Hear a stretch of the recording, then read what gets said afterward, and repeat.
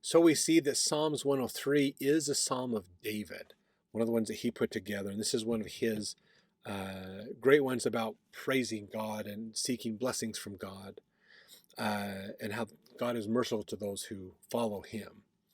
Verse 1, bless the Lord, O my soul, that and all that is within me. Bless his holy name. Bless the Lord, O my soul, and forget not all his benefits, who forgiveth all thine iniquities, who healeth all thy diseases, who redeemeth thy life from destruction, who crowneth thee with loving kindness and tender mercies, who satisfieth thy mouth with good things, so that thy youth is renewed like the eagles. The Lord executeth righteousness and judgment for all that are oppressed. So he's really pointing out that God does help us tremendously in our life.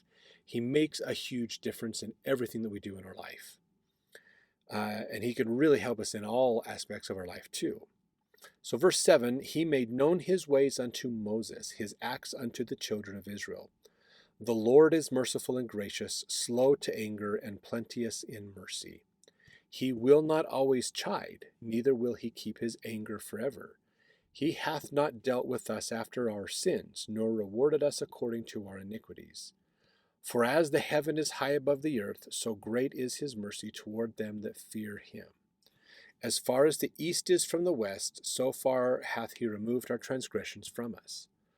Like as a father pitieth his children, so the Lord pitieth them that fear him. Now remember, fearing God doesn't necessarily mean literally be afraid of God, but show great respect for God.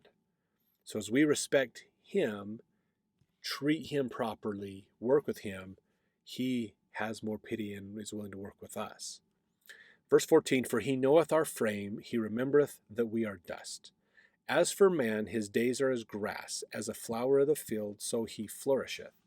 For the wind passeth over it, and it is gone, and the place thereof shall know it no more. But the mercy of the Lord is from everlasting to everlasting upon them that fear him, and his righteousness unto children's children. Now that's the concept that he talked about there in verse 16 is this life is temporary. Everything we do is temporary. You know, when we're gone from this life, eventually the house we live in will be gone. Eventually that might turn into a road, that might be turned into a park or a building or something else that, when things are left, the earth somehow kind of reclaims it to an extent. Dust builds up, dirt builds up, things degrade and fall apart and decay. This life is temporary, but God is not temporary. He is forever. He is everlasting from everlasting to everlasting. That's kind of another way to say infinite, basically. Let's see. Verse 17, but the mercy of the Lord is from everlasting to everlasting upon them that fear him, and his righteousness unto children's children. So generational situations can happen when you are righteous. That motivates your children to be righteous, who when they're righteous, their children be righteous. So if your family is slowly leaving the church, you need to counteract that and get that to go the other direction by being righteous yourself, and then the next generation will be more righteous. The next generation will be more righteous and continue to go up versus down. And it does work the other way, basically, too. If we get less righteous and less righteous, each generation will get worse and worse. And we'll find that generation, that family will work their way out of the gospel. Let's see. Verse 18, to such as keep his covenant, and to those that remember his commandments to do them. The Lord hath prepared his throne in the heavens, and his kingdom ruleth over all. Bless the Lord, ye his angels, that excel in strength, that do his commandments, hearkening to the voice of his word. Bless ye the Lord, all his hosts, ye ministers of his, that do his pleasure.